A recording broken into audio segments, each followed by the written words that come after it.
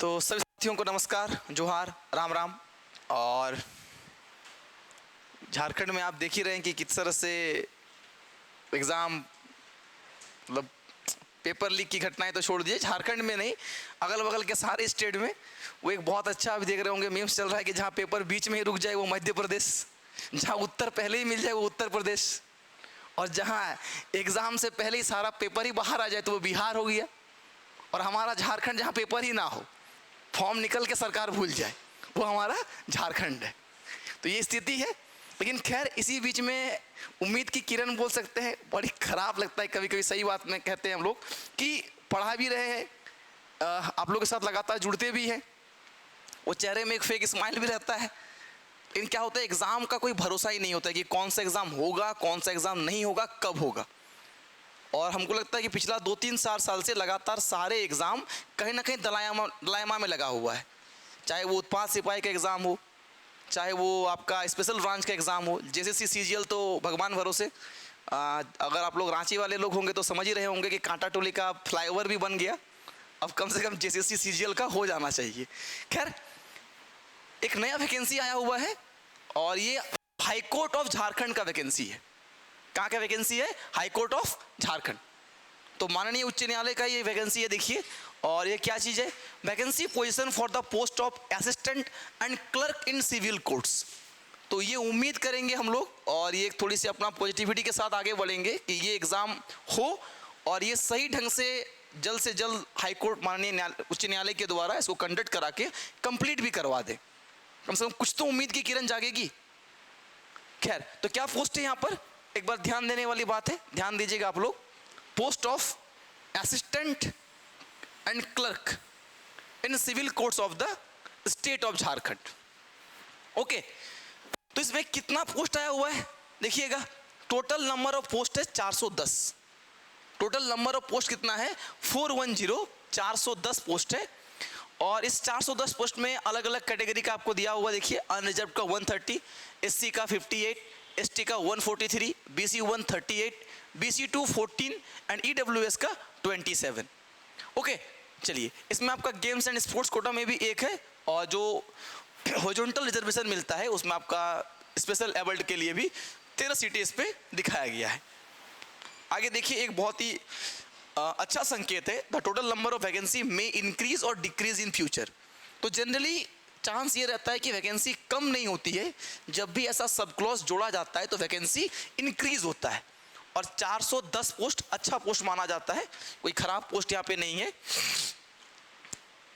ठीक है, झारखंड जैसा छोटे स्टेट के लिए तो अगर इतना ही पोस्ट भी अगर लगातार निकले तो बहुत अच्छी बात है। अब यहाँ पे क्या कहा है देखिएगा कि eligible candidate are required to submit online application for the requirement process of assistant and clerk. कब से? Starting date of online application 10/4/2024, 10 अप्रैल 2024 से इसका ऑनलाइन स्टार्ट हो जाएगा। और कब क्लोज होगा? 9 मई 2024 तक। तो ये दोनों डेट आपको याद रखना है कि 10 अप्रैल से लेकर 9 मई 2024 के बीच में ही आपको फॉर्म भर लेना है। और बार बार कह रहे हैं कि इस वैकेंसी को भरते समय आप लेट मत कीजिएगा, क्योंकि ये हाई कोर्ट की जो वैकेंसीज होती है कई बार आप देखिएगा कि जब लास्ट टाइम आता है तो बहुत ज़्यादा बिजी हो जाता है सर्वर, और बहुत हाई लेवल का सर्वर उतना होता नहीं है फॉर्म फिलअप करने के लिए। तो कई बार सर्वर के बिजी होने के कारण आपका लास्ट टाइम में फॉर्म फिलअप नहीं होता है। तो मान के चलिए 10 तारीख से आपका चालू हो रहा है तो 11, 12, 13 तक आप अपना फॉर्म भर ले, ज़्यादा अच्छा रहेगा।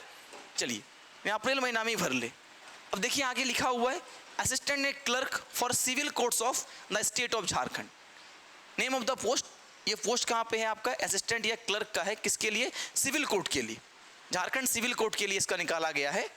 तो सर ऊपर में हाई कोर्ट लिखा हुआ था, इसके माध्यम से इसको जारी किया गया है, एडवाइजरी जारी किया गया है। हाई कोर्ट ऑफ झारखंड के द्वारा ये एडवाइजरी जारी किया गया है असिस्टेंट या क्लर्क के लिए फॉर सिविल कोर्ट।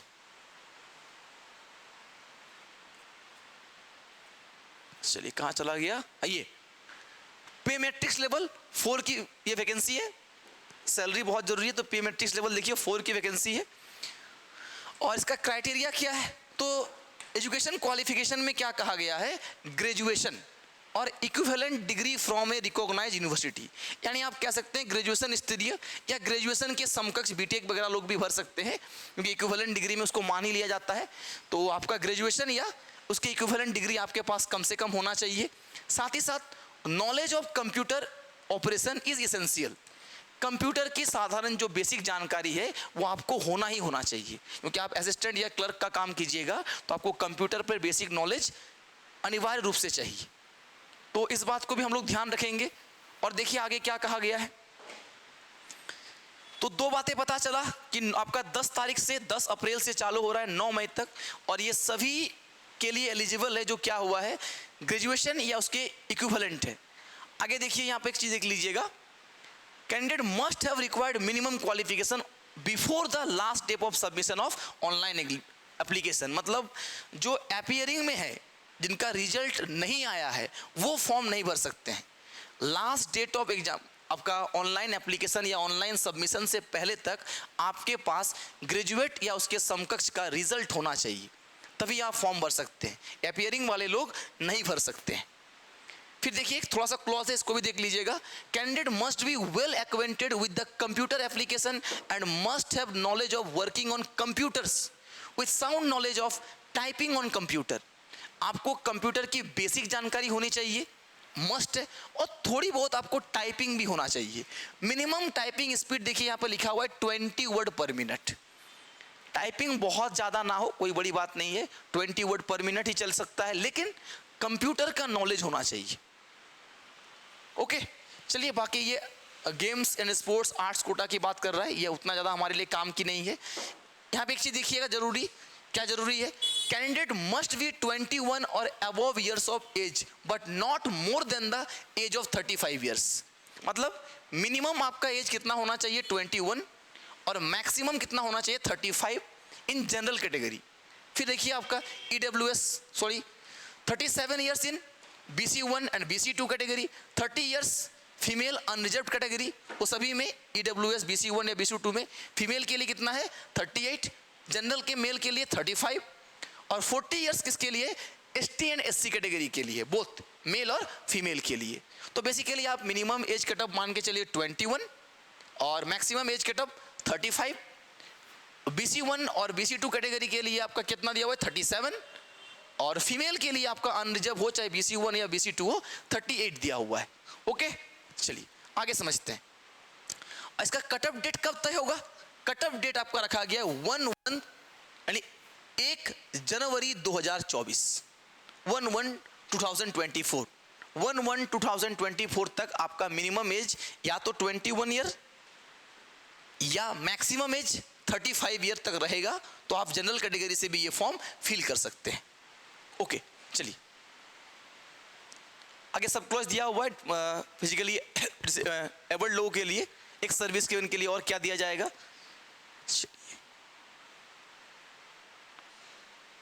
अब एक चीज ध्यान दीजिएगा, बहुत इंपॉर्टेंट बातें हैं। जब भी हम इस तरह के वीडियोस आपके लिए बनाते हैं तो हम ध्यान में रखते हैं कि आपको सारी बातें एक ही में पता चल जाए कि किस तरह से फॉर्म भरना है, क्या सिलेबस है, क्या आपको तैयारी शुरू करना है, फॉर्म भरने का डेट क्या है, क्या क्या डॉक्यूमेंट आपके पास होना चाहिए, सारी बातें हम लोग करते हैं। तो वीडियो थोड़ी सी लंबी भी होती है, ध्यान दीजिएगा।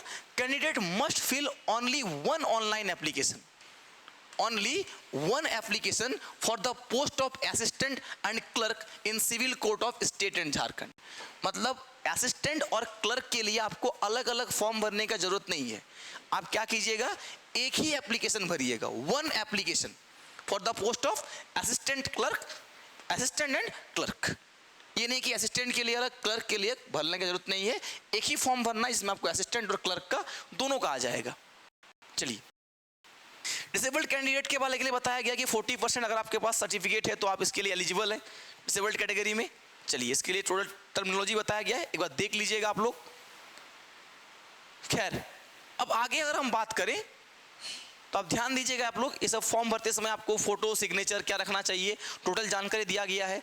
आपके पास मैट्रिकुलेशन का मार्कशीट होना चाहिए या ग्रेड शीट होना चाहिए, आपके पास ग्रेजुएशन का ओरिजिनल सर्टिफिकेट या प्रोविजनल सर्टिफिकेट होना चाहिए, and a scanned copy of certificate of diploma in computer application, diploma in computer application DCA या DCA plus, of at least 6 month duration higher degree in computer from a recognized institute. किसी recognized institute से आपके पास DCA या DCA plus का या उससे भी higher ADCA वगैरह हो, जावा वगैरह हो, इसकी आपके पास क्या होना चाहिए? आपके पास सर्टिफिकेट होना चाहिए। वो भी कितने महीने का? कम से कम 6 महीने की तैयारी का, 6 महीने की ट्रेनिंग अगर आप किसी रिकॉग्नाइज्ड संस्था से लिए हैं, वो उसका स्कैन कॉपी भी आपको देना होगा। तो ये देखिए एक बहुत इंपॉर्टेंट पॉइंट है। फॉर्म भरते समय आपको क्या क्या रखना होगा, ये बहुत इंपॉर्टेंट पॉइंट है। ओके है। A scan copy of resident certificate, ये भी आपको देना होगा। अब यहाँ पे देख लीजिए, level of the sub divisional officer in case of same is issued on 2/6/2016। अगर 2/6/2016 से पहले का है तो आपको सब डिविजनल ऑफिसर यानी SDO का देना होगा, या फिर आप CO का भी देख सकते हैं। जब 19/7/2019 से बाद का होगा तो जरूर यहाँ पे लिखा होगा, देखिए पे सर्किल ऑफिसर। अगर 19/7/2019 से बाद का है तो आप सर्किल ऑफिसर का भी रेसिडेंट सर्टिफिकेट दे सकते हैं। ठीक वैसे ही कास्ट का भी है। अगर 25/2/2019 से पहले का है तो कम से कम कमिश्नर या सब डिविजनल ऑफिसर या सब यानी SDO के रैंक का होना चाहिए। और 25 फरवरी 2019 के बाद का आपका कास्ट सर्टिफिकेट है तो वो CO के से बना हुआ भी चलेगा, सर्कल ऑफिसर से बना हुआ भी काम आ जाएगा। ये सारा कॉपी आपके पास होना चाहिए, नॉन क्रीमी या क्रीमी वाला। अब यहाँ पे एक चीज देख लीजिएगा, डॉक्यूमेंट साइज में आपको क्या क्या फॉर्म भरते समय जरूरत है, पूरा डिटेल्स यहाँ पे बताया गया है। चलिए, एग्जामिनेशन फी कितना रखा गया है? 500 for unreserved EWS BC1 and BC2 category, 125 for SC and ST category. चलिए आगे देखिए, फी किसी भी हाल में आपको रिटर्न नहीं होगा, तो आप debit card, credit card, UPI, net banking के माध्यम से भर सकते हैं। पूरे फॉर्म में सबसे अच्छा है कि हर चीज को एलाबोरेट करके बताया गया है, हर एक बातों को यहाँ पर कहा गया है, कोई लूफॉल नहीं छोड़ा गया है। तो उम्मीद रखेंगे कि एग्जाम सही ढंग से हो जाए। और इसका सिलेबस भी यहाँ मेंशन क्या है, एक बार आप लोग देखिएगा, रुकिएगा, जल्दी से आपको दिखाते हैं एग्जाम का पैटर्न। और यहाँ पे सिलेबस भी मेंशन है।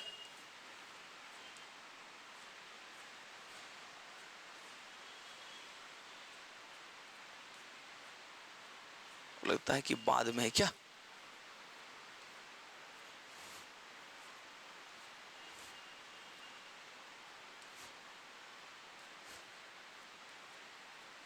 वन मिनट होल्ड कीजिए आप लोग।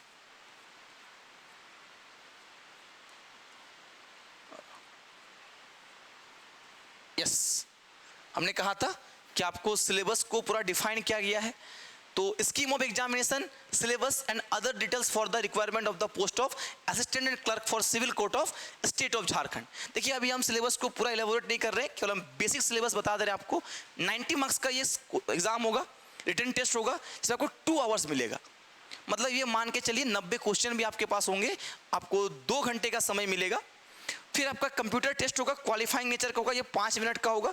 और 20 वर्ड पर मिनट आपका टाइपिंग स्पीड यानी 100 वर्ड आपको टाइप करना है 5 मिनट में। फिर आपका 15 मार्क्स का क्या होगा, इंटरव्यू होगा। ठीक है, 15 मार्क्स आपका क्या है, इंटरव्यू। और इसमें 5 मार्क्स फॉर ऑल कैटेगरीज। आपको क्वालिफाइंग मार्क्स कितना रखा गया है, 5 रखा गया है। टाइपिंग टेस्ट में आपको 100 वर्ड टाइप करना है 20 वर्ड पर मिनट के स्पीड से 5 मिनट में। ये सब क्वालिफाइंग नेचर का है। इंटरव्यू मार्क्स आपका जुड़ेगा। लेकिन जो पहला एग्जामिनेशन होगा, रिटेन एग्जामिनेशन, उसको अलग अलग कैटेगरी में डिवाइड किया गया है। पहला क्या है, ग्रुप 1। ग्रुप 1 में general English comprising of English comprehension, English grammar and English word power. यहाँ से 20 क्वेश्चन पूछेंगे, एज वेल एज इंग्लिश ऐसे राइटिंग 10 मार्क्स। 20 क्वेश्चन आपको इंग्लिश कंप्रीहेंशन, इंग्लिश ग्रामर और इंग्लिश वर्ड पावर से पूछ लेंगे। और 10 मार्क्स के क्या होंगे, ऐसे राइटिंग। मतलब ये ऑब्जेक्टिव और सब्जेक्टिव दोनों का मिक्सअप रहेगा। यहाँ देखिए, ऑब्जेक्टिव जनरल नॉलेज जो जीके आपसे पूछने वाला है वो ऑब्जेक्टिव पूछने वाला है। लेकिन इंग्लिश में आपका ऐसे राइटिंग भी आपसे पूछ रहा है 10 मार्क्स का। आगे numerical ability and reasoning test including mathematical test of matric standard. Matric standard का आपसे मैथ्स पूछा जाएगा, यानी झारखंड पुलिस की जो मैथ्स की क्लासेस हमारे चैनल पे भी हो रही है, आप लोग देख रहे हैं। और बीच में भी कुछ क्लासेस आपका इंटरप्ट हो रहा था, आप लोग का ये भी डिमांड था कि सर वो क्लास, तो बहुत जल्द वो क्लास भी स्टार्ट हो जाएगा। तो न्यूमेरिकल एबिलिटी उसी 10th स्टैंडर्ड का रहेगा और रीजनिंग टेस्ट भी इस पे आपको रीजनिंग को भी इंक्लूड किया गया है। कंप्यूटर स्किल टेस्ट के बारे में बताया गया है, कंप्यूटर में आपको 100 वर्ड 20 वर्ड पर मिनट की रफ्तार से स्पीड से टाइप करना है। तो चलिए हमने आपको पूरा डिटेल जानकारी दे दिया कि सिलेबस क्या है, फॉर्म कब से फिलअप होगा, कौन फॉर्म को फिलअप कर सकते हैं।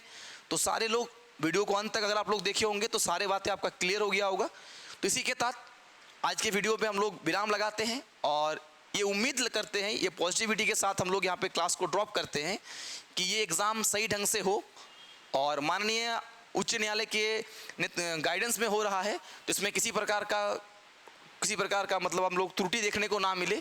कम से कम झारखंड के बच्चों के लिए एक उम्मीद तो होगी कि चलिए कोई एग्ज़ाम है जिस पे हम लोग क्या कर सकते हैं, पार्टिसिपेट कर सकते हैं।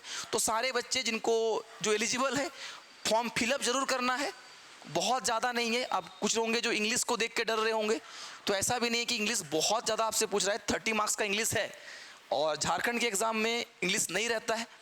लेकिन जिनका इंग्लिश ही लिटरेचर आप तैयारी कर रहे थे, जेसीसी सीजीएल में इंग्लिश लैंग्वेज रखे थे, उनके लिए वैकेंसी बहुत अच्छी वैकेंसी हो सकती है कि आपका इंग्लिश का प्रिपरेशन भी कंप्लीट है। ओके, धन्यवाद।